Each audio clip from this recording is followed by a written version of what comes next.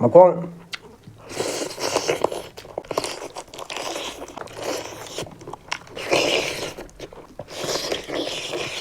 Horen jaga ndo tabak jaga ndo ni ngasi mimi singju je mẹ bột chứ xí đó lấy này có bột ta nó bùi ấy đó ima nụ xí bì ima là bùi làm bữa kia khai à chỉ cả đắng lau hết lâm đấy khai à chỉ cả đắng lau mà muốn tới chân cả đó bà rồi trai tấu riêng em ta cái bún thang ngầm mà rồi năng khai à lau lắm mà nè khai là lau cái xí bù xa cái lấy vậy xa này nè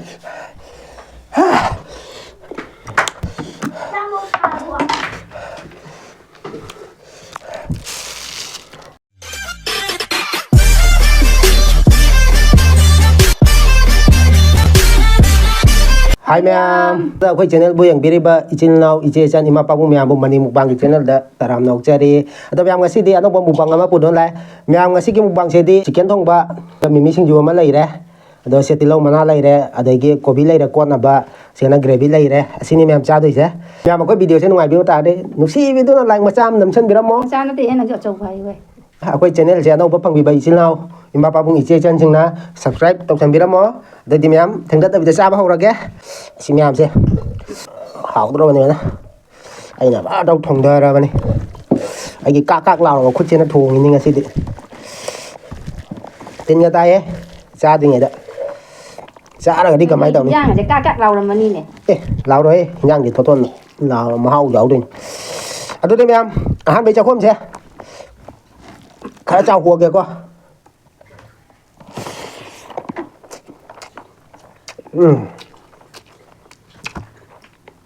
mà con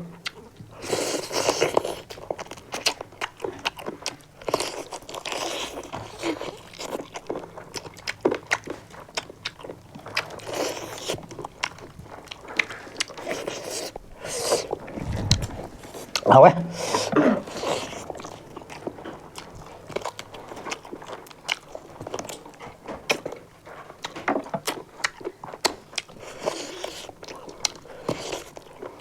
mà con đây nè, cha đã cắn mà xin rau thì có lòng thì rau cây này nè.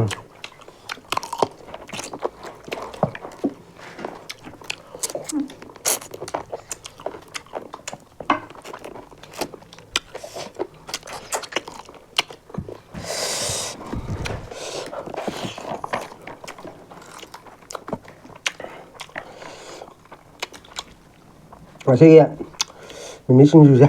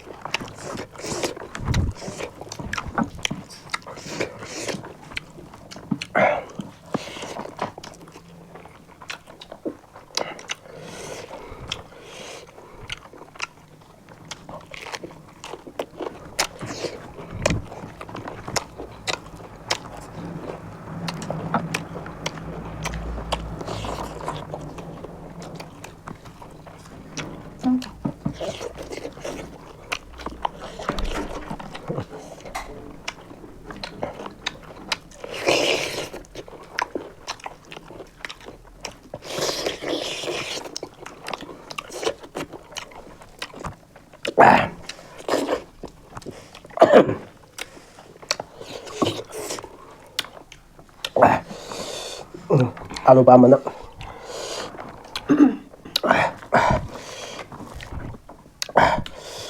Mình mới xin chú chưa? Một tháng mà. một xa đi. Sao rồi đó?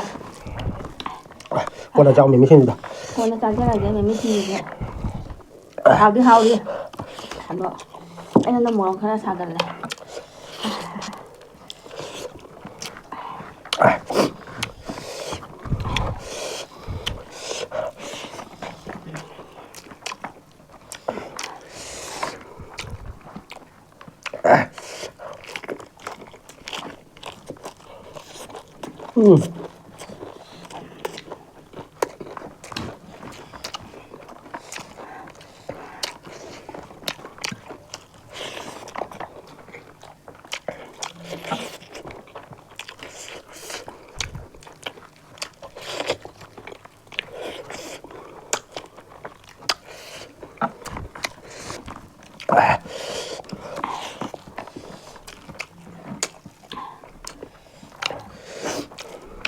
Makan.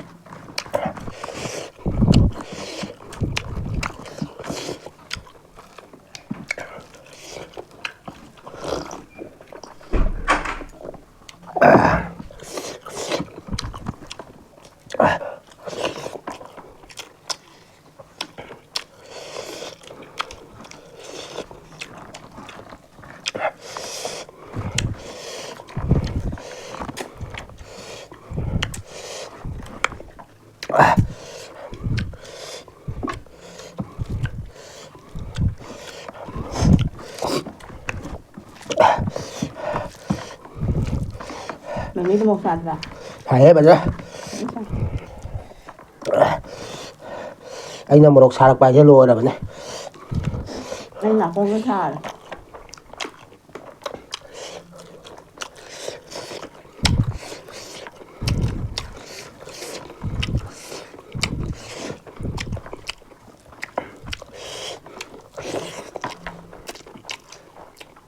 Cao lên ra.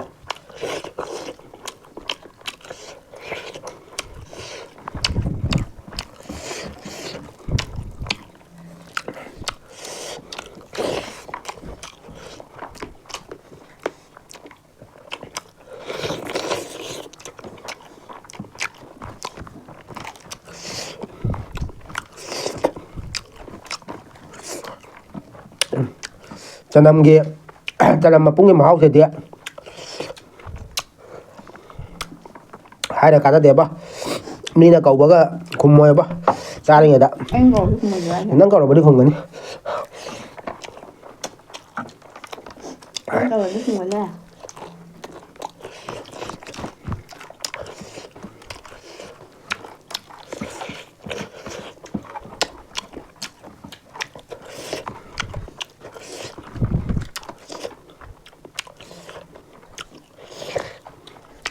Hai đứa này. Trai để cậu ta đi cùng với anh. Nó cái trai nó nè, hàng ngày đi xin nè bà.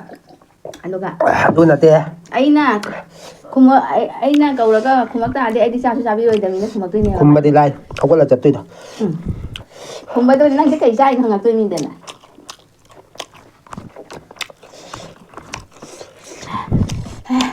Khi mẹ mình vô xe lôi với anh nè.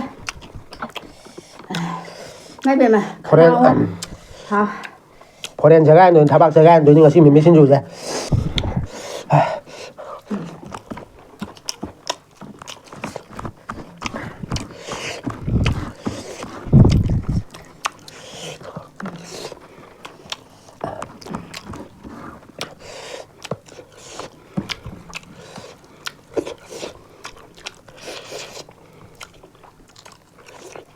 자 놈입니다 Mua gầm thầm ăn rồi là không có khả nào của sao là hầu rồi mà một cao bên miếng gì ra nha bà anh này yên tâm đó umuro căng cái tháo đấy tôi nói là umuro căng bạn khang đang ở đó umuro có hôm mà sụp gai ra hao phải là vậy phải ra đây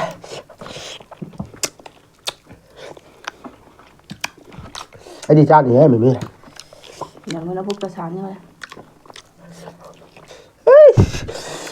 이마. 우모로가 막구가.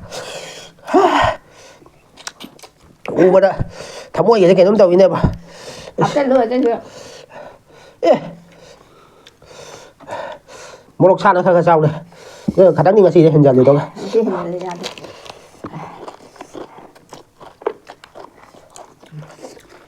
chỉ mang người thầy ấy cho con mà nên cần trao gì rồi mình để tay trắng làm gì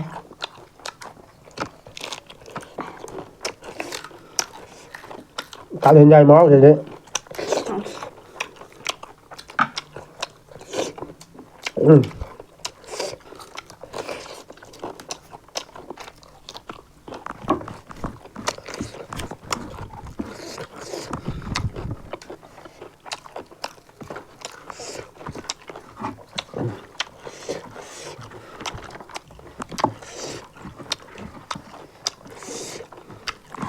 mà sao tôi biết Papa không có hay biết đâu không có hay biết đâu bà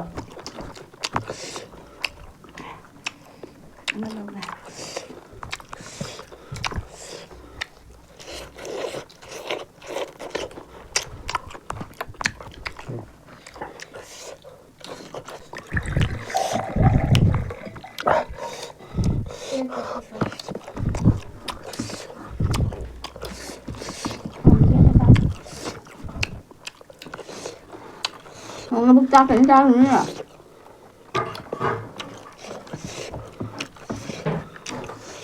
cái gì ba muốn gì á cháo rồi duyên nó ra thôi anh dân này mà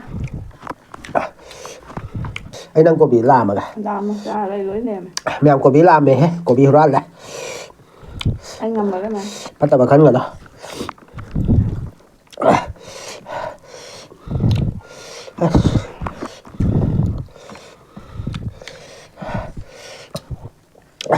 mẹ bột xe chỉ đã lấy này có bột ta nó bùi ấy đó bột xe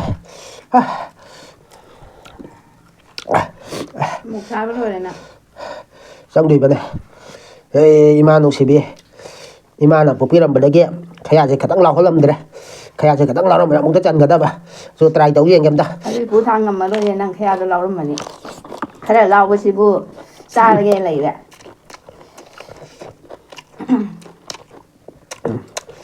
ngắm đây đó mẹ ấy ngắm vào đây không khá nữa phải là cái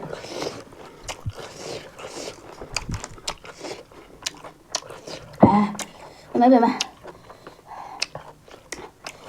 thấy anh đi đâu không được sao gì với singju gì à sao vậy không chứ cứ phần nào thì cái nào cũng cái sao đi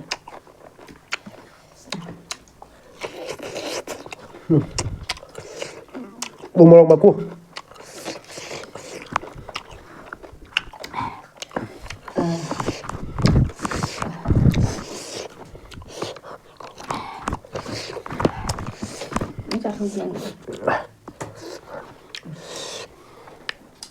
xem em ngâm vào đó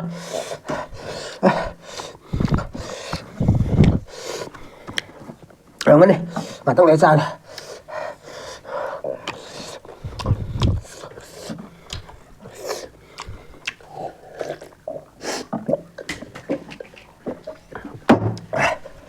mà ra chuyện này của em đâu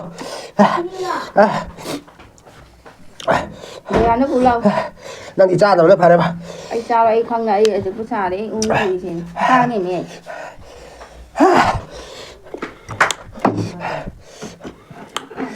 chấp vô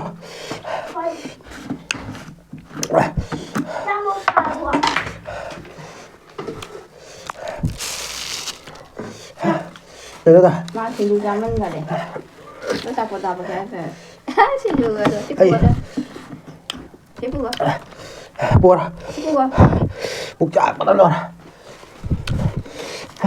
Saat itu juga nak jam tahu aja. Pasang lah